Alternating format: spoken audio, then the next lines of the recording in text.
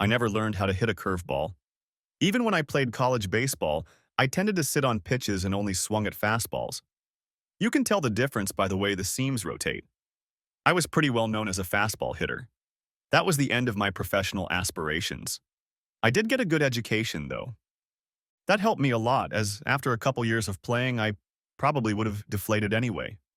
A good education always pays off. It certainly did for me. 25 years after graduation and after 15 years of working in my major, I got my dream job.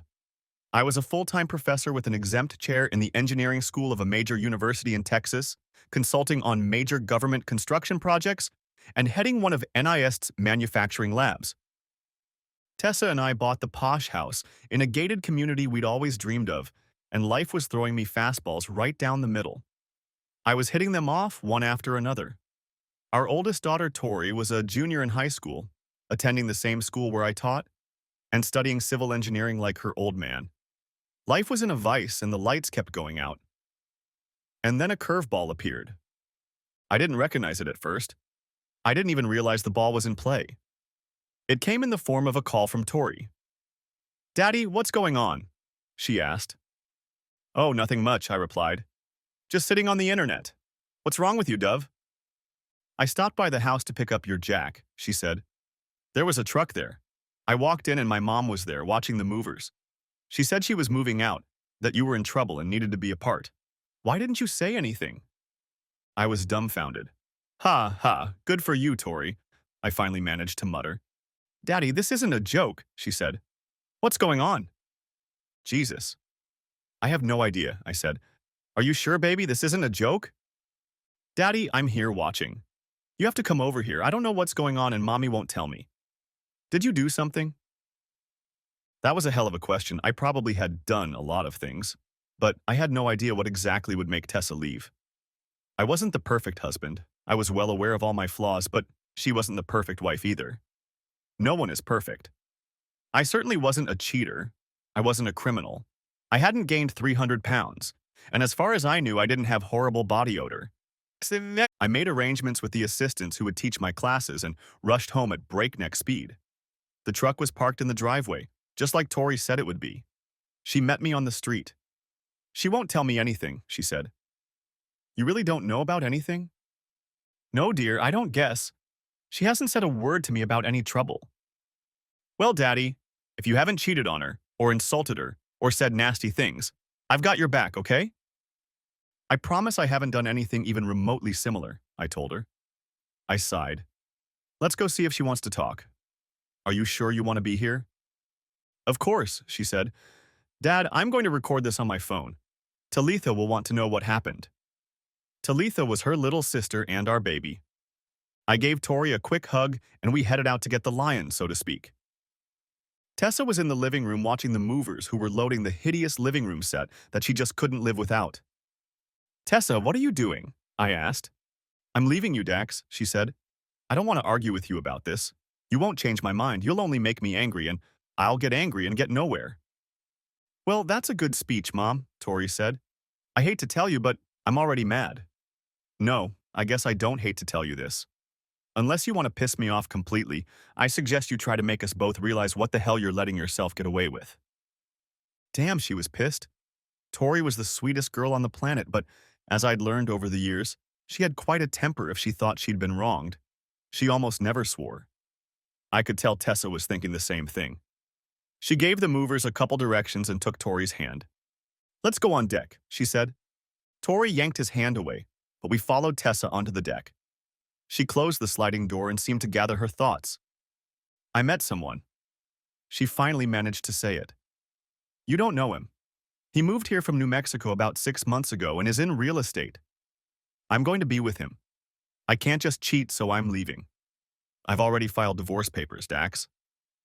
"Now that's a surprise," I said. "You couldn't just cheat, could you? You met like it was yesterday, fell in love at first sight, and knew right away you were made for each other, right?" Tori snorted. "Right. That's the way it always works. Mom, how stupid do you think we are?" "I don't think—" Tori interrupted her. "You're a real estate agent, Mom. You don't have to count your time. How many failed dates, dinners, showings with Romeo have you had?" "It's not—" It was my turn. Yes, it is. You can't randomly decide you're leaving your husband and dating your other half. How do you know what you're meant to do? Okay, have it your way, she said. You can make something cheap out of it if you want. You don't have to make anything, Tori said. It's cheap as it is. I realize you're stabbing Daddy in the back, and that's between you and him. But how do you envision it with me? Or with Talitha, for that matter? I love you both, darling. That won't change, Tessa hastened to assure her. I still love you, Dax. It's just… She couldn't finish. So you claim to have feelings for me, Tori said. And how do you think I should feel about you? How do you think Talitha will treat me? I know you're upset, Tessa began.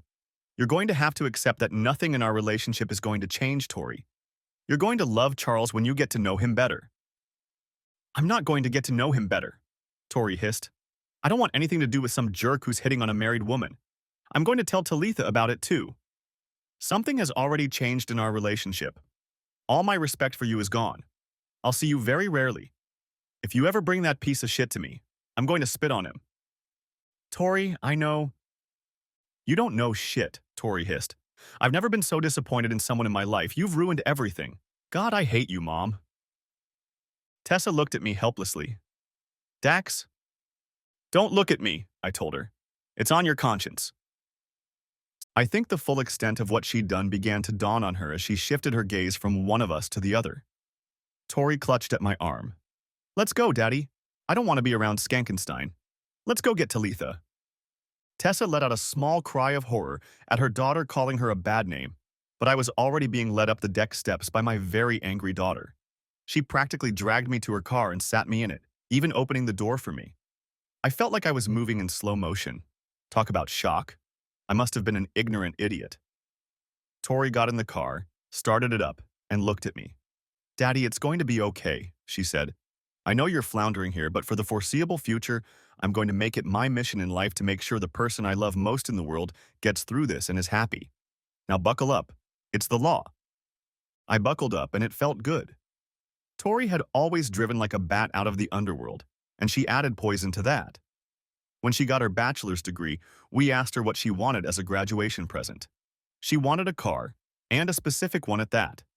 A 2017 Audi R8 V10 Plus Spider. We could afford it, and she deserved it. She worked hard, graduated second in her class, was accepted into graduate school, and we were very proud of her. As always, when I traveled with her, I held on to everything I could. Jesus, baby, I complained. You're going to kill me, and you won't have to worry about this foreseeable future thing. She laughed, as she always did, and didn't slow her step a bit. It was about 10 miles to the apartment she shared with Talitha, and I know it didn't take us 10 minutes to get there. The girls were polar opposites, not in looks, in that respect they were almost twins, but in personality. It always amazed me that two children of the same parents raised in the same home could be so different. Tori was energetic, always alert, always talking, and just sparkling with energy. Talitha was quiet, loving, very affectionate, and the only time you saw the same energy in her that you saw in Tori was in sports. She played softball and was a real dynamo on the field. Talitha was home. She squealed when she saw me, slid onto the couch and patted it for me to sit next to her. Hi, Daddy. What are you doing? She wrapped her arms around me and snuggled against my side, while Tori took the same position on the other side. Hi, sweetie. It's been a hell of a day. Oh? Those huge blue puddles looked up at me. How's it going? You're not going to believe this, Tori said. Sorry, sis, but you know how I went after Daddy's Jack? Talitha nodded. Mom was home when I got there, and there was a truck full of stuff in the driveway. She told me she was leaving Daddy and moving. What? Talitha was stunned. It was obvious. You're kidding, right? I pulled her to me. I'm afraid not, baby. What did you do? She asked. My feelings were a little hurt. Tori had asked me exactly that. Why did they think I'd done something? He didn't do a damn thing, Tori hastened to say. Mom did everything. She met someone. Some Charles she just knows will love. What? How? Are you sure? You could be wrong. Tori interrupted her. I knew you were going to say that. I wrote it down. She pulled out her phone and turned on the recording for Talitha. Once again, a polar opposite reaction followed. Talitha started crying and, without waiting for the drama to end, burst into real tears. Tori came to the other side, and we made Talitha a sandwich, hugging and stroking her while she cried for her broken heart. I could feel the tears streaming down my cheeks, and Tori was wiping her eyes too. What, what are you going to do, Daddy? Talitha finally managed. I have no idea, I said. What can I do? She's leaving. I can't make her stay. I'm not sure I'd want to even if I could at this point. Talitha, what are you going to do? Tori asked. I'm going to talk to my mom, she replied. I know you guys heard it straight from her lips. I need to hear it for myself. I know the tape isn't lying, it's just… I… If she tells me what she told you, I'm going to be really mad at her. I already am. I'll also be deadly sad. I know, doll. I'm still in shock. I'm not, Tori said. Daddy, you need to talk to a lawyer to defend yourself. Jesus, Tori, just listen to yourself, Talitha said. Defend myself? This is Mom we're talking about. So Mom, a woman we've known all our lives, suddenly decides she needs to separate from Dad, gets into a relationship with some scrappy guy, and you don't think she's capable of all sorts of other disreputable behavior? Tori said. I know what you mean, said Talitha. It's like the Twilight Zone, Tori. I know, sis, it is, but we have to deal with it. Is she still home? Talitha asked. As far as I know, I replied. But I have no idea how long she'll be there. Talitha stood up. I'll go over there and talk to her, she said. Meet me for dinner? We agreed on a place and time, and she picked up her bag and left. Tori snuggled up to me, and I put my arms around her. For a few minutes, we sat in silence, each immersed in our own thoughts. Daddy, do you know any lawyers? She asked. I snapped out of my reverie. Yeah, I guess I do. But I don't know of any that handle this kind of case.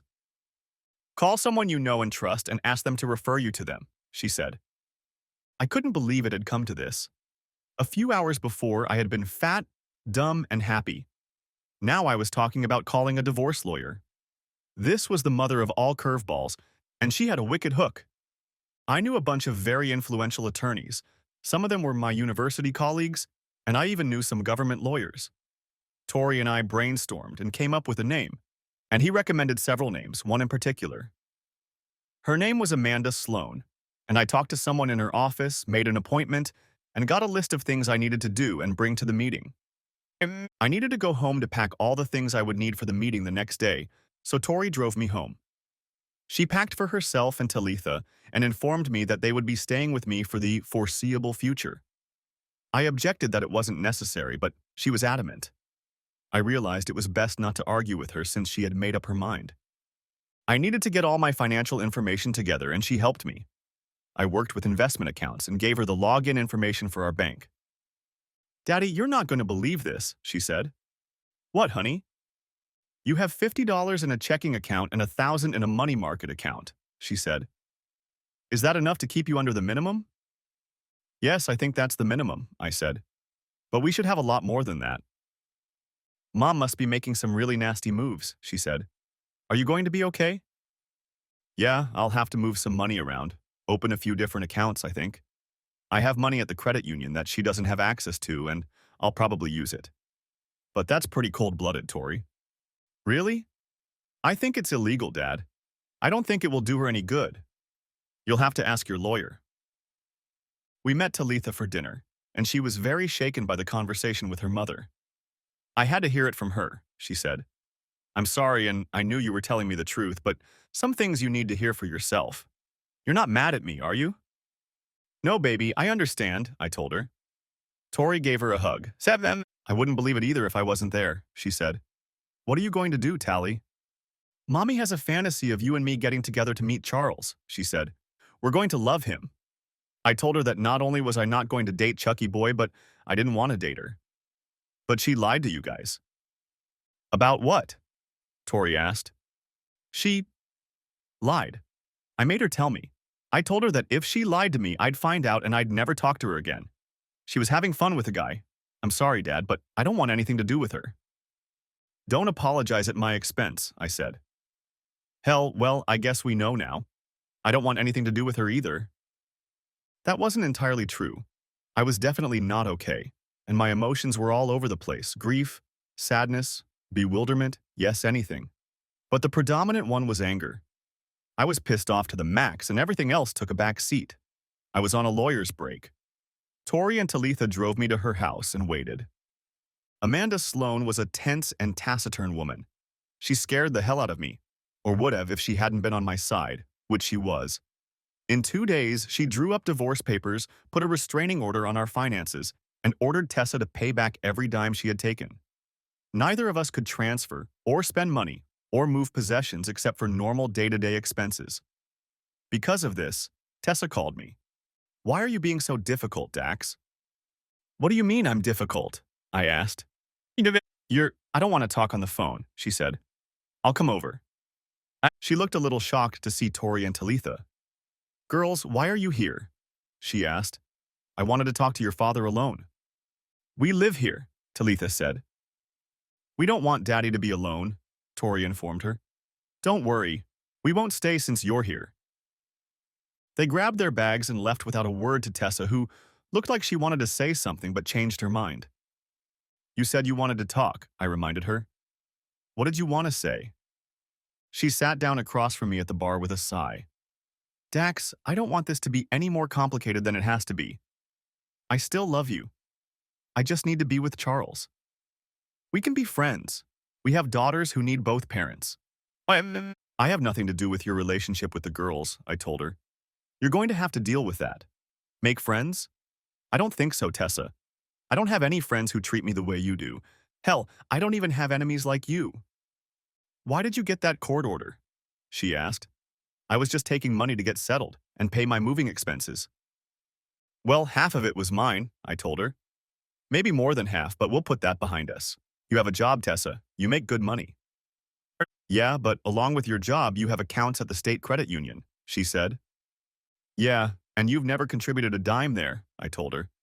"As long as we were together, everything was ours. Now I have to think about what's yours and what's mine. Let the court sort it out.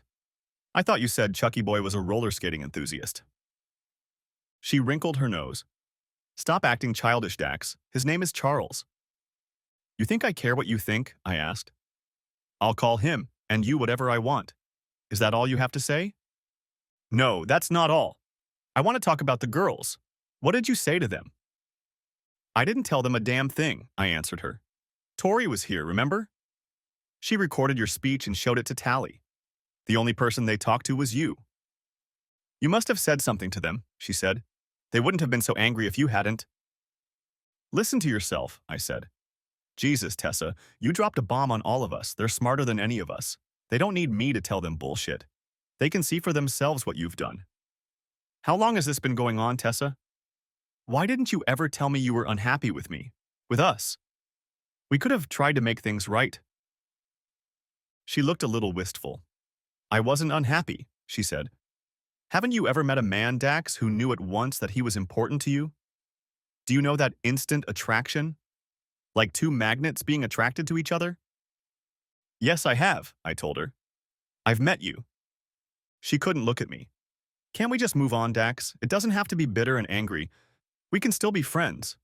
We've loved each other for too long to give it all up." "We can," I said. "The problem is that I don't want to be your friend anymore, Tessa. What's more, I almost never want to see you anymore. It's a big city. After the divorce, I doubt I'll have an excuse to talk to you again." "That's not true," she said. "The girls will have their own things to do. Graduations, games, Talitha's wedding. Life goes on, Dax." "I guess so," I said. "I'll do what I have to do." "I'm still the same person," she said. "You used to like me." "No, I didn't," I replied. "At least if I did, I never really knew you. I'm done with you. You can leave." "No, I'd rather go. Close the door behind you." I grabbed my keys and jumped into my Jeep. I drove to the river, parked, got out of the car and leaned against the front, trying to find my calm and find my center. I stood like that for about half an hour, and then a voice brought me out of my reverie. "Hi, Daddy." It was Talitha. "Hello, doll. How did you find me?" "Yeah, we all have the family location feature on our phones," she said. "You insisted on your own, remember?" I laughed. Yeah, I insisted, come to think of it. I don't think I've used it since you turned 18. She slid into me, took my hand, and put it on her shoulders, her small, warm body pressed against mine, and I felt comfortable. It's beautiful here, isn't it? She said. I like just looking at the river, listening to the ducks. Yes, I said. I don't want to interfere with your feelings, but what did Mom say? She asked. I sighed. She just wanted to know why I was making her give the money back. She wants us to be friends.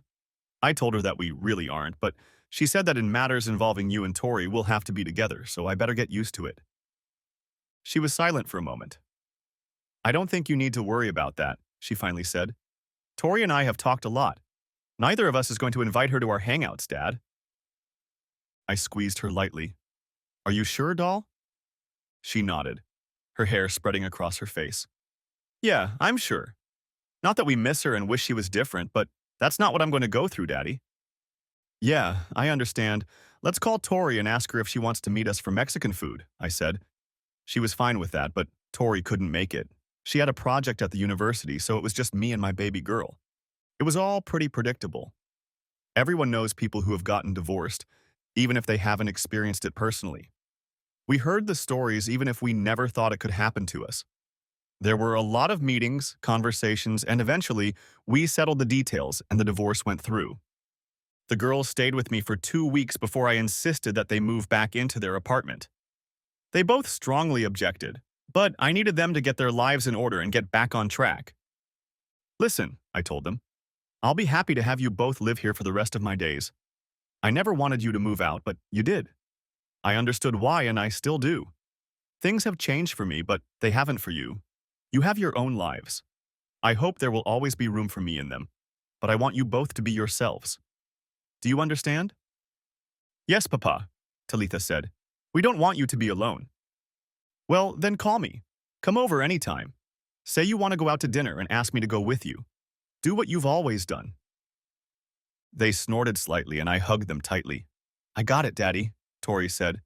I know you're right. They continued to keep me informed about their lives, and the day the divorce was final, they came back and stayed with me for another week. I had no idea what was going on between them and their mother, and they never mentioned her. I continued to study, taking a few more essays and extra classes. I missed being married, missed having someone to snuggle up to at night, someone to take care of, someone to do little things for. When I woke up in the night to turn around and hug my wife, the empty bed usually brought me to my senses and the longing overcame me. Gradually, I got better. It took a year before I realized it, then two. Tori had gotten her master's degree and was working on her doctoral dissertation. Talitha got her bachelor's degree and put her studies on hold for a while. She went to work for a mortgage company and seemed to be thriving. Tessa intervened in our lives from time to time. She showed up at Talitha's graduation and made a scene. She overheard the girls mention that we were going to celebrate and insisted on coming with us. Mom, are you sure we shouldn't rush back to Chucky Boy? Tori said. She frowned and looked like a storm cloud. Charles and I aren't together anymore, she announced. Oh, that's too bad, Talitha said. When did this happen? If you were talking to me, you'd know it's been 18 months. Well, we've been busy, Tori said. It was better than most comedy shows, I snorted, and Tessa threw me an angry look. We all got in our separate cars and drove to the barbecue where we had agreed to have dinner. We managed to get an extra chair for Tessa, but the girls made it clear they didn't want her sitting in it. She didn't stay long after dinner, and I was flying to Tarawa the next day to discuss plans for the construction of a resort. I was a consultant on the project and decided to participate as a shareholder. It was a beautiful place, beautiful ocean, great beaches, and I decided I would spend a lot of time there. I went to a few clubs, met a few people, danced with a few lovely ladies, got lucky twice, and came home refreshed. I decided it was time to come out of my shell and start living again. The thought crossed my mind that I was going to go back to California for the vacations. I was born and raised there, and I wanted to wander around the old neighborhood, see how things had changed, maybe meet some of the people I went to high school with and see how their lives had turned out. I invited the girls over, but they had too much to do to find the time. We had a motorhome, so I decided to take it. We hitched a little Wrangler to it to drive around the neighborhood. I serviced everything, stocked up on everything we needed, and hit the road. It was a lot of fun, I stayed at campgrounds, attended all sorts of events, met lots of people, mostly couples doing the same thing. Being single was dreary, but what was. It took me 3 weeks of traveling because of all the moving.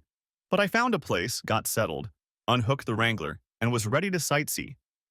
I spent 3 days driving around Ventura, Santa Barbara, and Ojai. Everything had changed, but not so much that I couldn't get my bearings.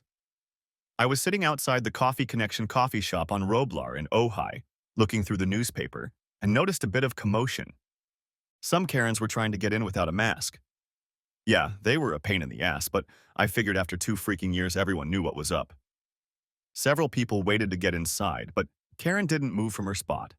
One woman waved her hand in disgust and walked over to the tables. She sat down and pulled out her cell phone.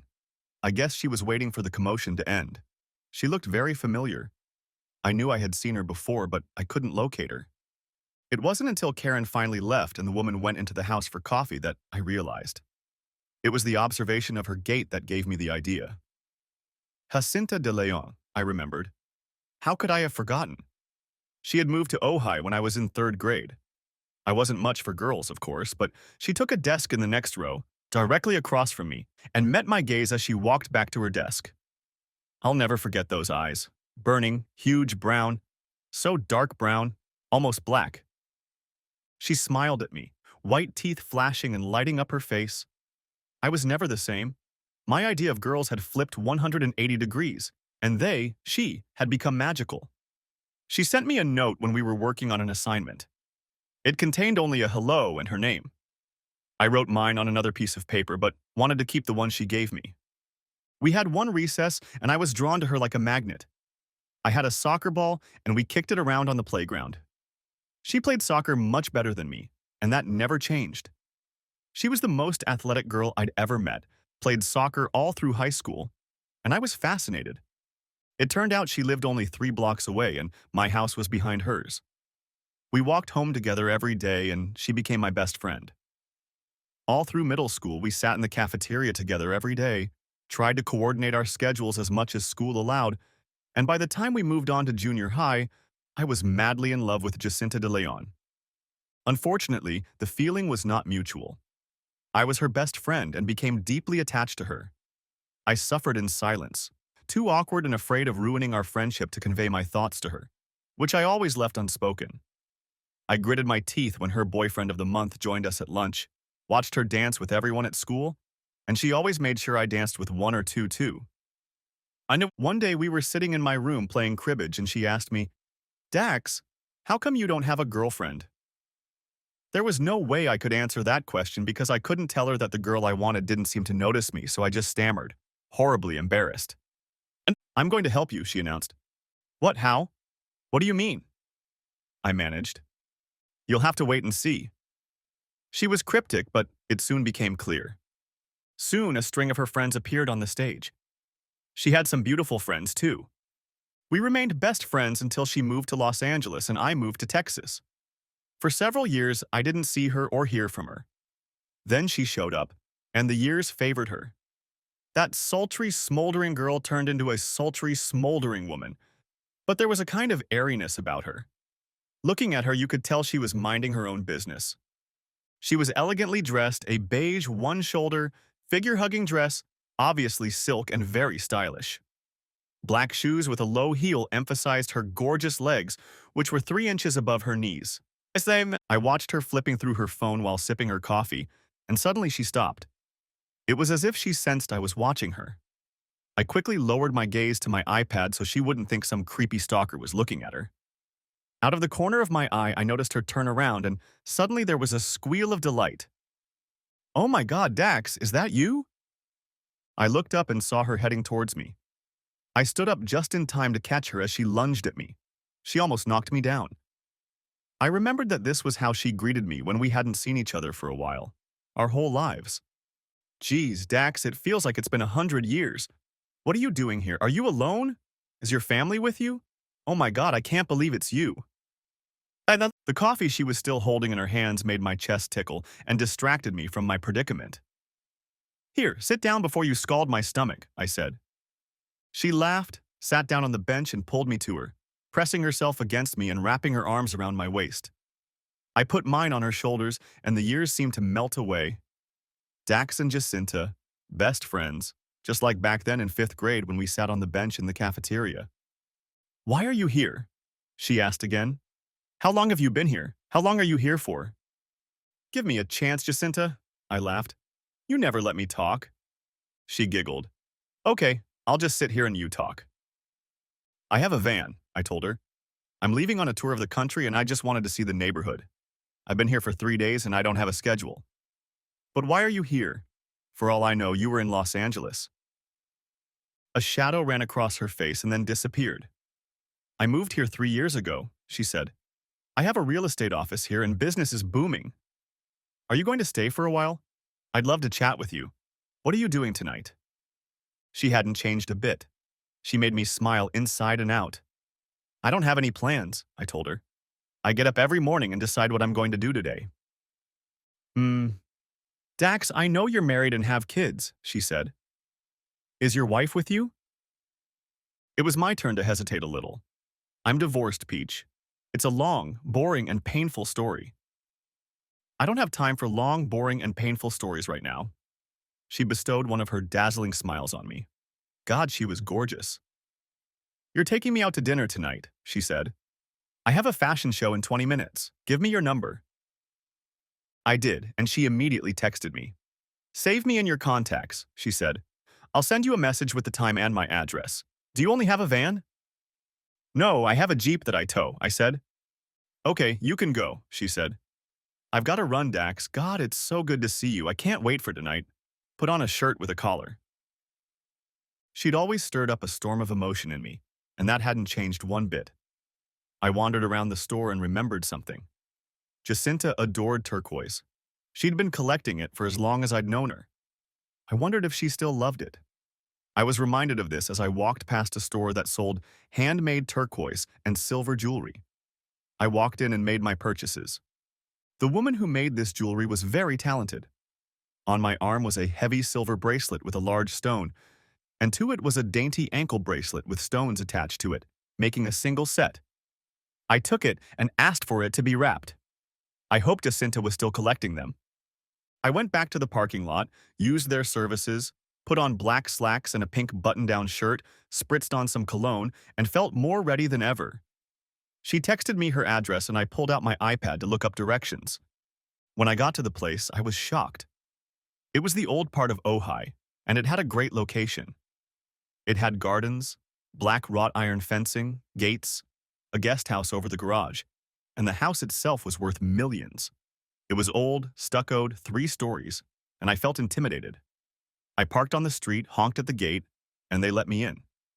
I walked past the fountains, the riot of flowers, the large koi pond, and walked up to the front door. In front of the garage, I could see a green Jaguar E-Type from the late 60s. There were mature avocado trees growing everywhere, and it was a damn beautiful place. I marveled at how well this realtor was doing. The bell made an impressively deep and tinkling ding-dong sound, and when she opened the door, I was paralyzed. She saw the look on my face and giggled. "Am I coming through?" she asked. I managed to thaw enough to speak. "Don't fall for compliments, Jacinta. You know how you look. You're still the most beautiful woman I've ever seen." It was the right answer. She threw herself on top of me and hugged me tightly for a long minute. God, it's so good to see you, Dax. I've missed you so much. "Hey, I brought you something," I said. She looked in the gift bag, rummaged through the fabric, and pulled out a box. Opening it, she let out a squeal of delight. "I can't believe you remembered." "Let me get the bag," she said. "I've booked us a room at the boathouse in Hendry Beach." She walked into the house and I looked around. The entryway had a spiral staircase, seemingly marble, that went up to all 3 floors. A tall grandfather clock stood between 2 of the windows, and a huge chandelier hung from the ceiling, as if decorated with gilding. Everything seemed luxurious. After a few seconds, she returned and took my hand as we walked toward the gate. "Are you sure you want to take my Jeep?" I asked. She laughed. "What, you think I'm too good to drive a Jeep? I'm still me, Dax." I had to chuckle. "Well, it looks like you're too well dressed for a Jeep. And damn, Jacinta, from the looks of this place, you're pretty well settled in." She looked up at me and giggled, her face brightening and her white teeth gleaming. I've settled in pretty well, haven't I? Yeah. What are you into, girl? We got into the Jeep and she typed an itinerary into her phone. Well, right now I'm finalizing a real estate development deal on Lake Casitas, she said. As soon as I get the permit from the city, I'm going to get a really big score. The real estate here is just crazy, Dax. I can only imagine, I said. Tell me about your life. Well, it's like a big book, she said. Hell, how long ago was it? Let's see. I moved to West Covina, became an agent for a big firm, and worked like hell. I made tons of money, got really lucky, and started my own agency. She hesitated. I don't have enough time to tell you everything before we get to the restaurant. Tell me about yourself. I know you have children. I do, I told her. I asked her to open my iPad, used my face to unlock it, and she flipped through my photo albums. My God, your girls are gorgeous, she said. Is this your wife? Ex-wife, I told her. We divorced almost 3 years ago. I didn't know. I apologize if it's a sore spot. I shrugged. It is. You can't run around and be depressed forever. I'm fine, really, and it doesn't bother me to talk about it. Are you married, Jacinta? I notice you're not wearing a ring. No, that's the one mistake I've never made.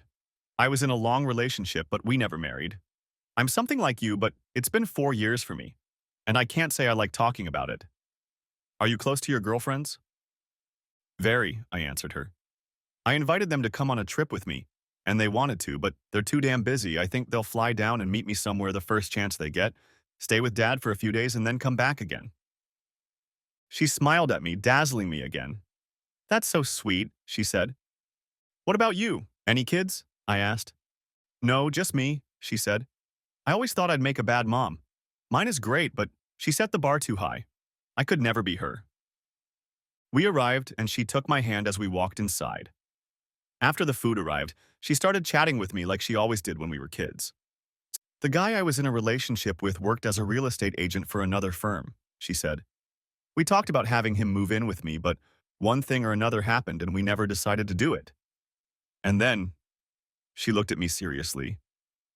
That's the part I don't like to talk about. I reached across the table and squeezed her palm. It's okay, Jacinta, you don't need to tell me. Yes, I do, she said. I was working with him on a major development deal and found out he was cheating me. He went overboard buying a big piece of land and didn't do his homework. Uh-oh, that doesn't sound good, I said. It isn't. Right in the middle of the lot we wanted was a 200-acre parcel owned by the city. They sold it to him, but it was a gift from the estate that went to the city with the stipulation that it couldn't be developed for 50 years. It was to remain natural. And so he found himself with millions tied up in something he couldn't sell and couldn't develop. What happened? I asked. He tried to talk me into buying the property, told me a bunch of lies about how he was going to get around the problem. But it never happened. He pulled some shady deals, tried to bribe people, got caught, and went to jail. Fortunately, I always sensed something was wrong, so I didn't pay attention until it all blew up. So what did you do? I asked. After Bob went to prison, I sold my agency and moved back home, she said. It was the best move of my life, and look, there you are. Definitely the best move of my life. I was shocked to see you, I told her. She smiled. I was too. Are you excited? God, yes, Peach. It was such a surprise. I had no idea you were back. I was just planning to wander around the neighborhood, reminisce about old places and old times, and then head to the coast. And how long will you be here? She asked. Well, I won't have a place to stay until the fall semester, I told her. But even then, all my classes will be online, and I have one engineering consulting job in December. Dax, if I postpone all but the most minimal meetings, can we go out with you? She asked. Her pretty face flushed slightly. I mean, if you don't want to. If you have plans. I have plans, I said, and her face lowered. And every one of them will be better if I fulfill them with you. Her eyes sparkled. Really? I mean, oh yeah, let's do all the shit you have planned. She was so excited I had to laugh. You haven't changed a bit, Jacinta. Oh, but I have changed, she said. I've gotten smarter. She lowered her voice to a hoarse whisper. I also keep growing hair in weird places. I laughed out loud. After that, We caught the attention of other diners in the restaurant with our antics. It was so much fun to spend time with this amazing woman. She was funny and incredibly smart. As I walked her to the door, she chatted nonstop, making plans about when and where she could go with me. At the door, she gave me a hug, pulled me tightly to her, and left. I swear I spent the next 2 weeks having the time of my life. Only with my girls did I get that kind of pleasure. Jacinta was like a breath of fresh air.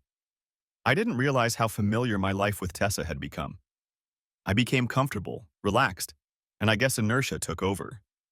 Maybe it felt that way to her, but to me it was exciting and new. It wasn't exactly new. It was like when I was a kid, walking home from school with my best friend who turned out to be the beautiful girl I loved, and life was sparkling and new every day. I wondered how long it would last if the new sparkle would fade and things would become ordinary. I began to notice things. I've never been the most sensitive guy in the world and probably didn't notice many things, but this one was special. I started to notice Jacinta looking at me. Huge brown eyes, with flecks of gold and green that turned honey gold in the sunlight, looked at me in a way I'd never seen before. The 2 weeks I had promised to stay had turned into 3, and I had no intention of leaving.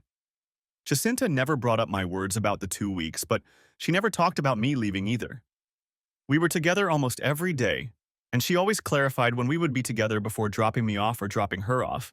It wasn't until it had been almost 2 months we had been antique shopping all day, and she invited me to come in when I dropped her off that she surprised me.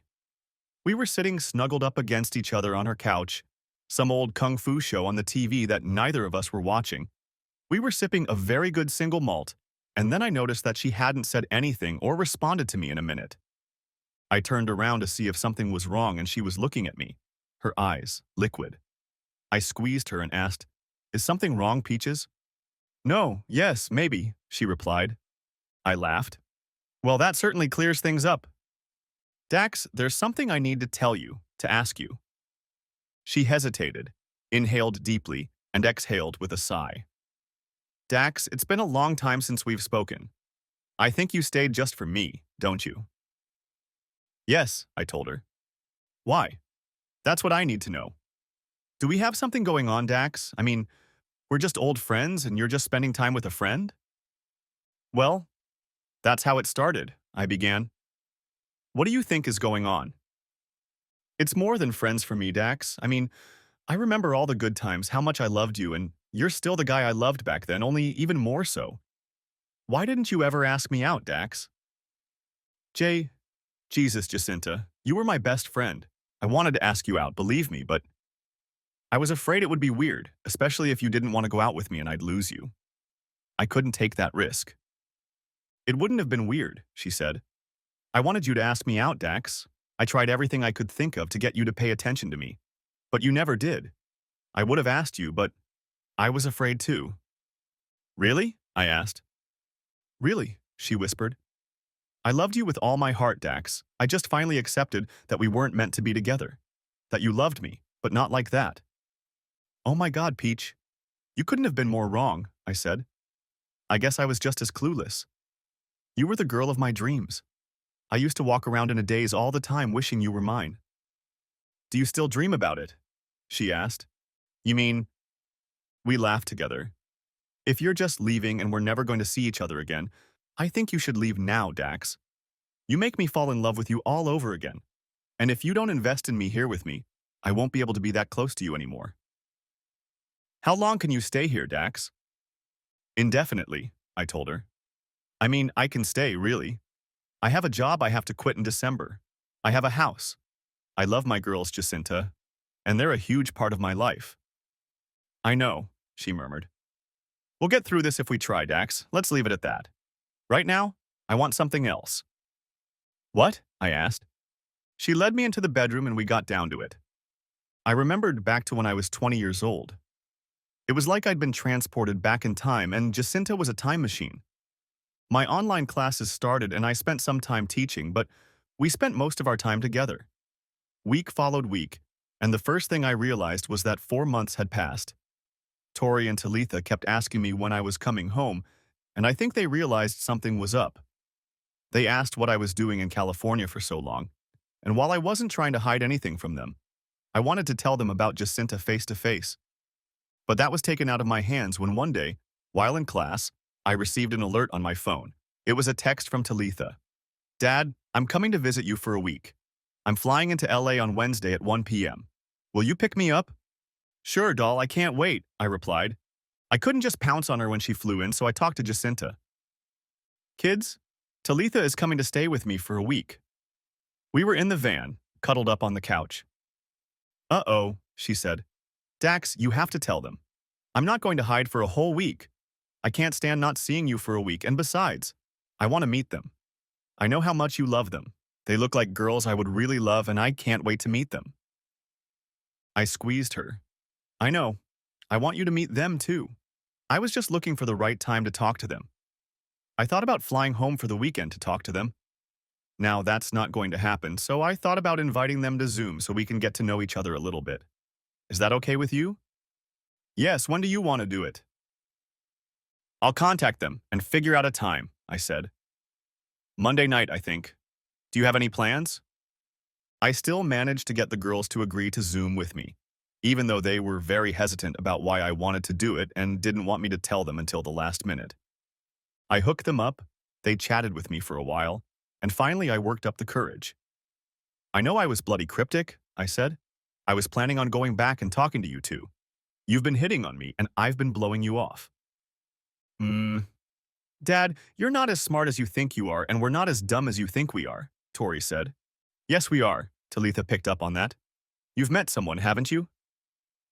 I heard Jacinta giggle there in the kitchen. Yes, and I really think you'll like him, I said. The look on their faces was priceless. Their jaws dropped and they sat stunned for a minute. Jacinta grimaced and then Talitha said, Nah, well done, Daddy, well done. Talitha, come on out, and don't think you can fool us. I could hardly contain my extreme satisfaction at leaving them speechless for once in my life. As a matter of fact, that's exactly why I wanted to meet you, I said. Girls, there's someone I want you to meet. Be nice, okay? Don't let her see what bitches you really are. A double mocking snort sounded. We're waiting, Talitha said. I called out to Jacinta and she came in and sat on my lap. Girls, this is Jacinta de Leon, I said. I pointed to them in turn. This is my eldest, Tori, and my baby, Talitha. Jacinta waved her hand. Hello, ladies. Jacinta has been my best friend throughout high school, I told them. We've kind of reconnected. I'll tell you the whole story, but she's the reason I've been here for so long and will probably be here for a long time to come. Best friend, huh? Are you out of your mind, Dad? God, Jacinta, you're so gorgeous. Talk about TMI, she laughed. I can't believe you said that, Jacinta. We're going to really like you, that's for sure. You're just gorgeous, just like Tori said. You know we're the gatekeepers for Daddy, right? Jacinta nodded. I'd think less of you if you weren't. I love him, girls. I think I've always loved him, but I let him get away once. It was partly his fault, but I'll do my best to make him a part of my life. But I don't want you to think I'm taking him away from you. Well, I don't like him being in freaking California all the time, Tori said. We need to see him too, Jacinta. I know, and we'll work something out. I understand, believe me, Jacinta said. I have things I'm not ready to talk about yet, even with Dax. I'm so glad Talitha is coming. I can't wait to meet her and you, Tori. Do you think you'll be able to come? I can, Tori said. I'll take the weekend off. Santa. I don't want to take your father or any part of him away from you, Jacinta said. I want to be a part of his life and a part of your life too. I want to love you and for you to love me. Tears came to her eyes and the girls realized she was starting to worry. Oh, it'll work out, Jacinta, Talitha said. We'll make it work. Tori and I know a thing or two about making things work. I laughed. They don't lie, I said to Jacinta. They're sneaky little creatures, but my heart belongs to them for life, and they're saving it. I believe you, especially about the imps. The girls giggled and engaged Jacinta in conversation, asking her a million questions, telling awkward anecdotes about me, and we spent all 40 minutes of the session. When we were done, I leaned back in my chair and just held Jacinta in my lap. Well, these are my babies, I said. Impressions? They're adorable, she said. I love them already. They're great. They have your sarcastic sense of humor, just from a woman's point of view. I feigned shock. Don't look at me like that, she said. You know how you are. When Talitha arrived, Jacinta decided I should pick her up myself just to establish a father-daughter relationship, so I picked her up and drove her to the In-N-Out in Hollywood. When she came out of the gate, it took my breath away. I had forgotten how beautiful my baby girl was. She ran up, lunged at me, and almost knocked me down. She was hard. She wrapped her arms around me and dragged me behind her luggage. Walking beside me, I realized how tall she was. It seemed like just yesterday she was a tiny little girl, but now she had grown and turned into a spectacular woman. How did this happen? Tori was usually a little quieter than she was with other people, but she was never like that with me. She chatted with me the whole way while we ate hamburgers and rode in the Jeep. She wanted to tell me a million things and ask a million questions. When we got to the van, she still wasn't exhausted. She chided me for not letting her take the bedroom, but when I showed her how the table pushed back and turned into a second bed, she was thrilled. We just chatted for a couple hours and then I told her Jacinta had invited us over for dinner. She was very excited, kicked me out to shower and change in private, and when she called me back in, everything was ready. I changed my clothes, used the campground facilities, and we got into the Jeep. Talitha kept going on and on about the scenery and neighborhoods we were passing through, and the closer we got to Jacinta's house, the more impressed she became. I pulled up to the gate and entered the combination. As we pulled up to the house, Talitha looked at me with big eyes. "Daddy, your girlfriend lives here? You have a lot more game than I would have guessed." I laughed. "She's a major real estate developer. You never would have guessed that back in high school. She's Hispanic, in case you hadn't noticed, and her parents came here from Honduras about 5 years before she was born. Her dad worked in an almond orchard and eventually owned it, and her mom owned a small tamale farm when we were kids.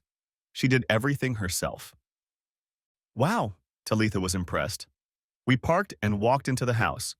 Jacinta was in the kitchen, and as soon as we walked in, she and Talitha froze for a second, looking at each other. I was taken aback, but they both broke out into huge smiles and rushed to hug each other.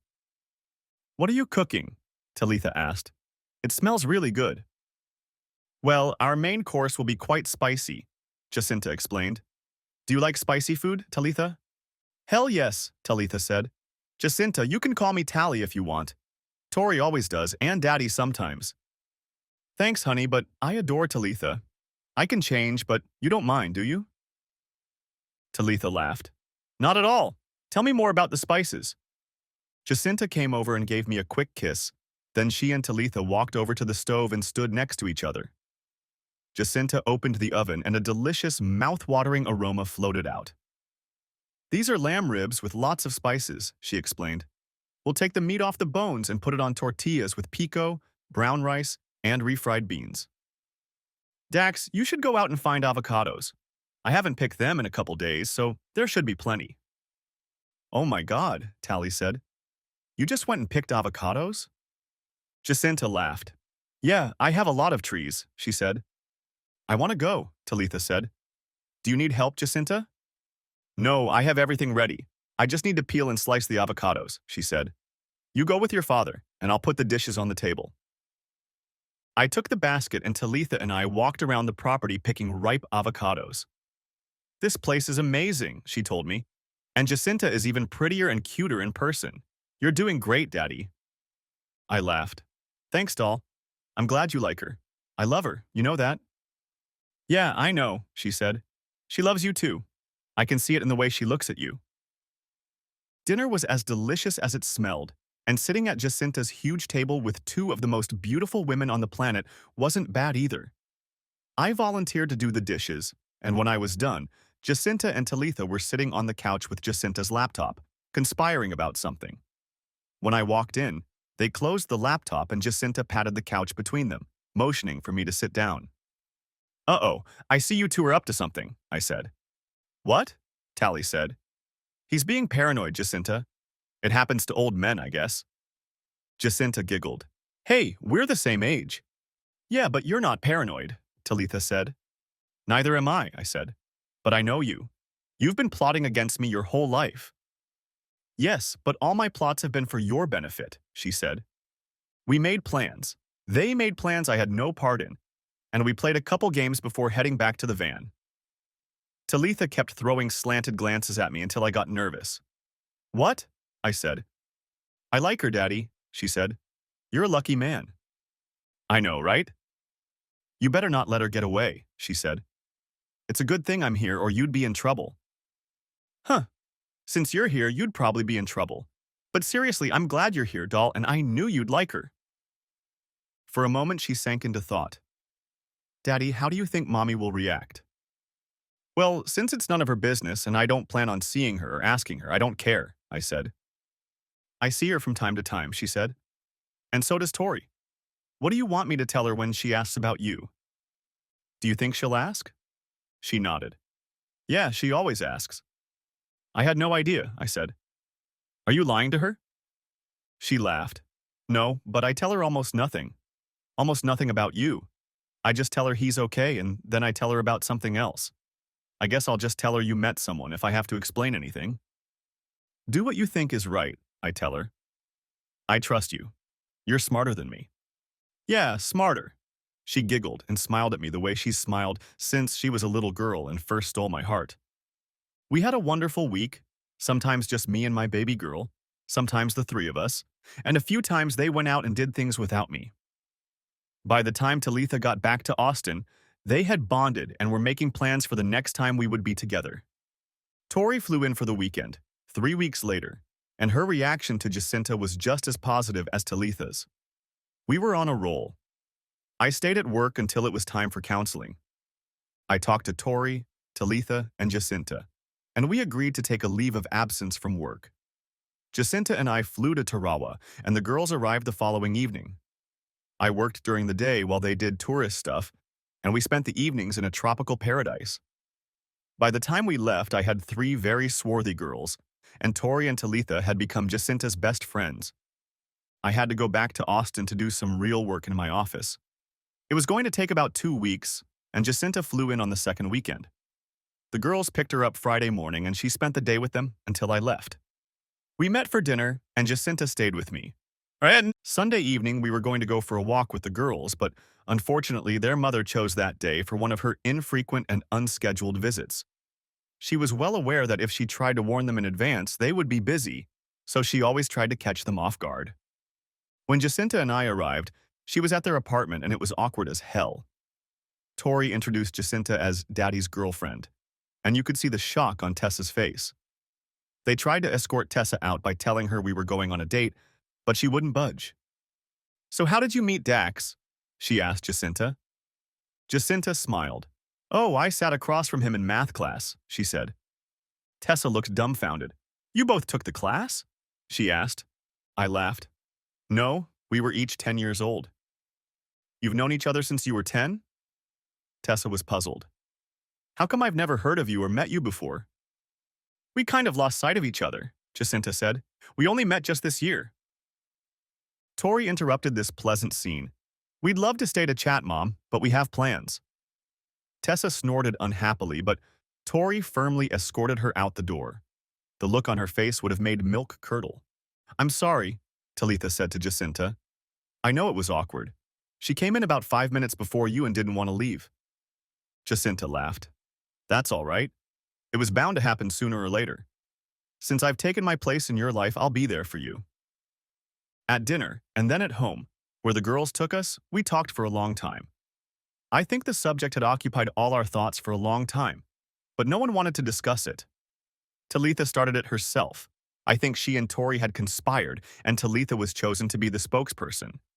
Daddy, what are your immediate plans and what are your long-term plans? About what, doll? I asked.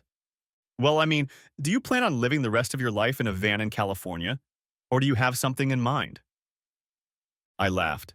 No, I don't plan on living in a van for the rest of my life. Jacinta and I haven't talked about the long term. Do you mind if we hang out here while you think it over?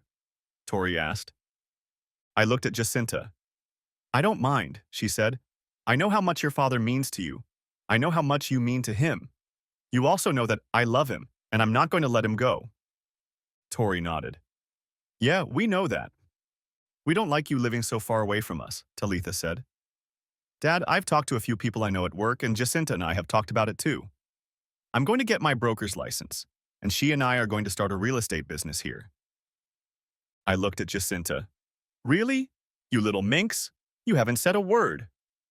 She giggled. Yes, Dax. I'm going to leave my business in Ojai, but Talitha and I agree it's a huge market and I have an idea. Well, the girls and I kind of came up with it together. I'm all ears, I said. I don't know what you want, she said, but I want you all and always. I want you to live with me in Ojai for 6 months of the year. I'll hire an office manager, and 3 months of the year we'll spend here. Talitha will handle most things in our business. Sounds good? Yes, it sounds, but that's only 9 months, I said. The other 3 I want to spend on Tarawa. It was unexpected, but I fell in love with the place. As a resort owner, I could do that, so that's what we did. It didn't quite work out that way because we were regularly interrupted by trips to Austin when we were in Ojai, and vice versa because Jacinta needed to take care of business, but that was the general schedule. We didn't let anything disrupt our stay in Tarawa, and Tori and Talitha spent a lot of time with us when we were there. When you least expect it, life gives you surprises. We were in Austin for 3 months, and Talitha sent me a picture. Hi, Daddy. How are you doing? Studying the inspection schedule for interstate bridges in Ohio. How's it going? Just finished studying commercial real estate, she replied. Can you have lunch? Late? About an hour? I asked. You can. Ichiumi at 1 o'clock? I'll be there. I whirled around, and when I walked in, the hostess escorted me back to the booth. I was surprised to see another girl sitting next to Talitha. Daddy, this is Campbell Martin, she said. She's my girlfriend. I must have looked like an idiot. My jaw dropped, and I know I looked stunned. Campbell was clearly unhappy with my reaction. Her impassive bitch face took on an extreme expression, and she grabbed her purse. Screw this whole thing, Tally. Let me out of here. I need this shit, she said. Hold on, Campbell. Please, Talitha began. Please forgive me. I needed to do something, and fast. I never... My surprise is what made me act like a fool, Campbell. I'm sorry for what I did. I never knew. Talitha never told me she was gay. Not once. You two just dropped a bombshell on me, and now you take offense that I was caught off guard? It's my fault, Tally said. I'm sorry I came down on you like that, Dad. Take it easy, Campbell. Campbell is my first girlfriend. I would have told you sooner if there was a reason. Why didn't you, Talitha? Did you really think I would love you any less? For God's sake, doll, you have my heart, you know that. She cried just as the food arrived, jumped up and headed for the restroom. Damn it, boy, why did you say that? Campbell asked. Campbell, I don't know you, I said. I guess if you're Talitha's girlfriend, I'll recognize you. But you don't know me either. Just stop feuding and swearing and treating me. It won't help. And seriously, Campbell, don't you think if you're gay you'll tell your parents? I have no idea, she replied. I don't have parents, but you don't have a clue either. It's not an easy thing to do. I don't know about parents, but you tell me. If you had a secret from someone, you really loved that person and you didn't want to hurt them or make them disappointed in you, even just a little bit, would you tell them something and risk getting hurt? I have no idea, I told her.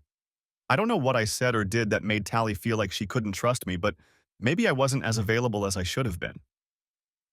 Talitha went back and applied her makeup so that it wasn't noticeable that she had been crying. I took her hand and pulled her to me as she walked by, pulling her close to me. I love you with all my heart, I told her. You're my doll, and nothing in the world will change that. Now go and sit next to your girlfriend. She went and sat next to Campbell. I'm sorry, Daddy, Shh, I told her. It's over. We'll never bring it up again. Now tell me how you met Campbell. She smiled. She was a pitcher on the Florida State team. We met when we played in a tournament there. Love at first sight, huh? I asked. Campbell laughed. For me, it was. But she had a boyfriend, so we stayed just friends. And were until I got a job and moved here. What do you do? I asked. If that's okay with you. I don't mind, she said. I'm a software developer. She looked at Talitha and rolled her eyes. He's testing me, she said. Will I pass the test? I had to laugh. You're a beautiful woman, Campbell. You don't need me to tell you that. I thought I was being subtle, but I guess you got me. No, if I was your father, you wouldn't have passed the test. You're gorgeous, but there's just too much unconcealed about you. What the hell is that? Who asked you? Lucky you're not my father. Campbell, you're the one who asked him, Talitha said. She giggled. I like the way she looks, Daddy. I raised my hands in a sign of surrender. That's all that matters, I said. After such a stormy start, the conversation went pretty well, and we parted on friendly terms. The next evening, Tori came to socialize with her old man and dropped a bombshell on me. I told her that I had met Campbell. Tori, did you know about her? I mean, did you know Talitha is bisexual? She sighed. Yes, Daddy. I always knew. And before you start, if you tell me the secret and promise not to tell it to her, I won't snitch on you either, okay? Yes, I understand, love. How well do you know Campbell? Pretty well, she replied. Tally told me a lot about her in college. She was pretty unassuming. I know she had a steady girlfriend and was caught cheating. Talitha didn't like it very much, and they didn't socialize for a while. Wow, I had no idea, I said. I don't think that's a good thing. Dad, she's a grown woman, she said. Let her live her life. So, I know that, but if I thought you were involved with some cheating boyfriend. A sudden thought crossed my mind. Tori, you... She laughed. No, Daddy, well, I can be a little nosy under the right circumstances, but if I'm looking for a life partner, it's going to be a guy. We chatted some more and she went home. Jacinta came in and I told her about my day. When I told her about meeting Campbell, she looked a little strange. Oh my God, I said. Don't tell me you knew too. She was getting uncomfortable. Yes, Dax, I did know. Talitha told me she was going to meet with you today and tell you everything. Why am I the last to know important things about my daughter? I asked. You're a man, she said and laughed. Girls feel more comfortable talking to other women. Well, I don't know what to think about that, I said. Do you know she had an old girlfriend and cheated on her? Tori told me, she replied. And it doesn't bother you? Dax, they're 25 years old each. How old were they when it happened? 19, 20? Jesus, Jacinta. Because she was young, cheating is okay. She looked like she was a little annoyed by that. I didn't say that. Did you make mistakes when you were 20? Yes, plenty, I said, but cheating wasn't among them. I know things were a little tense for a few days, and then I really got under the hot seat. I told Talitha I was worried about her, especially Campbell. You know how awful it was when your mom cheated, I told her. She flared up. Yeah, I know. I'm the one who told you, remember? And you think because mommy is the way she is, Campbell will be the same? Damn it, Daddy, that pisses me off so much.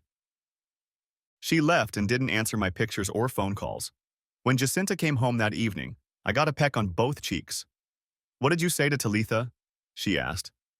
Why did she tell you? I asked. Yes, she told me. She came to our office and she was crying. Damn, Dax, why did you have to open your big mouth?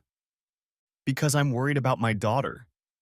I was furious that Jacinta didn't seem to understand anything. You have a funny way of showing it, she replied. No, there's nothing funny about it. It's cruel and mean.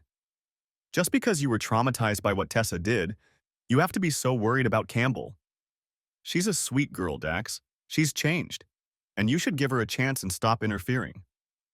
What do you think you're doing? My voice trailed off into anger for the first time since we'd stayed with Jacinta. You're meddling, and she's not even your daughter. She looked at me like I'd slapped her.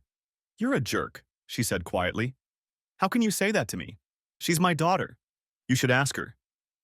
I know you have scars, Dax, but to take them out on me or Talitha by saying that to me is just petty and mean. She staggered away, her back stiff and angry. I heard her footsteps in the bedroom for another half hour. I sat there puffing away, and when she came out, she had suitcases in her hands. What are you doing? I asked. I'm going back to Ojai, she said. As soon as you get your head out of your ass, call me. Her eyes were full of tears, and she could barely speak. I'm not staying here with you when you're in this condition. She walked away, and I sat stunned. What the hell? How could this have gotten so aggravating? Why couldn't she understand my point of view? Why couldn't Talitha? I lay idle for the rest of the day and slept poorly that night. Memories of Jacinta's wounded gaze haunted me in my sleep. In the morning, I got up as if in a fog. I ate some cereal, too discouraged for anything else. At 10, the doorbell rang. I wasn't expecting anyone. When I looked out, it was Campbell. Damn, she was the last person I wanted to see. I sighed and opened the door. She swept past me into the hallway. We need to talk, she said. I want coffee, strong, black. I stood there like a dummy. Dax, either you give me coffee or you and I are leaving right here, she said. I'm mad as hell at you, but I get you, man. So do you want to throw up your hands or do you want to give me coffee and talk to me? I had to laugh. This girl was crazy, stunningly beautiful in her little top and ripped jeans, and she was fierce. Coffee then, I said. Please don't kick my ass, Campbell. She grinned. I can do it, you know I can. I'm a damn good kickboxer. Somehow that doesn't surprise me, I said. I have blue mountain beans from Jamaica. I haven't tried them yet. Would you like to try some? Do you like good coffee? Yes, she said. And I do. I wish I had a coffee grinder. You know, Dax, I've always wanted to own my own coffee shop, not like a franchise one. She sat behind the bar and talked to me while I ground beans and used the Rocket R58 portafilter to make our cups, talking about her dream coffee shop. I sat across from her at the bar and we sipped our coffee. It was delicious, and she approved of it. She set her cup down and covered her face with her palms, resting her elbows on the bar, and God, she was gorgeous. Our faces were about 2 feet apart, and her huge brown eyes, so dark they were almost black, never took their gaze off mine. Dax, you're crazy, she said. I chuckled. No doubt, I said. But how, specifically, this time? Talitha is so upset with you, she said. Me too, for that matter. The thing is, she doesn't understand you. I do. Understands? I inquired, having no idea what exactly it was about me that she understands. I understand, she nodded. Your wife, Talitha's mom, cheated on you. Talitha told you about it? I asked. Told me. And she told you exactly what she found out about it and how devastated she was? Yes. She also told me how devastated you were. Okay, what are you trying to say, Campbell? You see your baby girl, she's with me, and I know what Tori told you about me, what I did. And what do you think? I suppose you think I'll cheat on her, she said. You think I'll break her heart, and that will make you feel guilty about what your wife did to you. She seemed to have me figured out. So what are you going to do? I asked. I'm going to get to know you better and let you get to know me. I'm going to tell you about myself, about what it's like to be me. Okay, you're off to a good start, I told her. Yeah, I'm good. She gave me one of her dazzling smiles, her teeth incredibly white against her swarthy skin. Dax, I know what I look like, you know? I've had men hit on me first and then women. I can imagine. You're a beautiful girl, Campbell. Her face brightened slightly. Thank you. I don't know how much Tally has told you about women's college athletics. There are a lot of female athletes there, especially in softball. I think there were about 10 girls on my team who weren't lesbians. I mean, a minority. Yeah, I guess so. I mean, I didn't know any of that, but I believe you. Well, imagine this. I was a sophomore in high school and I picked up another girl. She was an athlete. We were together all through sophomore year. I didn't cheat on her, and as far as I know, she didn't cheat on me. What happened? I asked. Well, I was invited to camp. It was very prestigious, Dax. Only elite players were invited there. It was run by 2 softball legends. It was a huge opportunity, and I took it. You played baseball in college. Talitha told me. I did play. I was hardly as good at baseball as you were at softball. I know I was never as good as Talitha. Not that many people play, she said. But imagine. Who was your favorite professional player? Probably Cal Ripken Jr. Maybe Don Mattingly, I said. Okay, imagine the 2 of them invited you to training camp. What kind of impression would they make on you? Very big, I said. They were legends. They were my heroes as a kid. Well, that's exactly what happened to me. But the script is a little skewed. I was 20 years old, Dax. Here are 2 hot women I've idolized my whole life, and they're teaching me, showing me so many things that make me a better player. Then I realized they're not just interested in me as a player. Do you see where this is going? I think so, I said. That's where you're going to have to use your imagination, she said. I know you're not attracted to those baseball players you idolize, but can you imagine if they were beautiful women? To me, that's exactly what they were. They took me to great restaurants, dragged me to clubs, took me to concerts. They pushed me to my limits. Tears glistened in her big brown eyes and started streaming down her face. She was breaking my heart, and I realized how much it hurt, telling me about it. It was clear to me that she was telling me this because she loves Talitha, realizes how much my daughter means to me, how much I mean to Talitha, and she opened up to me, showing me her vulnerability because she needs me to trust her. I needed to stop this pain because I was causing it myself. I took the tissues from the box on the counter, went around, handed her the tissues, lifted her to her feet and hugged her. At first she was stiff as a steel post and seemed to just tolerate it. I pulled her to me and said quietly, "Campbell, I'm so sorry. Please, I don't need to hear anymore. I understand everything, okay? I'm sorry I made it necessary and I know how brave you are and how much it hurt you to come here and tell me. Please forgive me." I felt her melt in my arms and she pressed herself against me, sobbing sincerely. I just hugged her and whispered that everything would be okay, that I would fix everything and that I was sorry I hadn't given her a chance. After a while, she calmed down and I carried her into the living room to the couch. She snuggled up to me and we talked for a few hours. It was time for dinner, and I prepared a meal for her. She helped me by snuggling up to me, and despite all the differences between her, big and small, I felt like I had one of my daughters with me. We drank 2 bottles of wine, and she was one of those happy, giggling drunks. She stayed the night, slept in Talitha's room, and in the morning she dialed Talitha's number and asked her to come to my house for breakfast. When Talitha walked in, we were making pancakes, just having a friendly chat about nothing, standing side by side at the stove, and Campbell had one arm around me. Talitha swept across the kitchen and came between us. "What are you doing here, Campbell?" she asked. She asked. She asked. "What? How, Dad?" "She's here to enlighten your poor dumb father," I said. "Doll, I'm sorry for the way I acted. I understand why you love Campbell, and I know how much she loves you. Will you forgive me?" She clung to me. "I love you, Daddy. And I always will," she said. "It's easy for me to forgive you. Daddy, I need to apologize to you too. I thought you were just a jerk."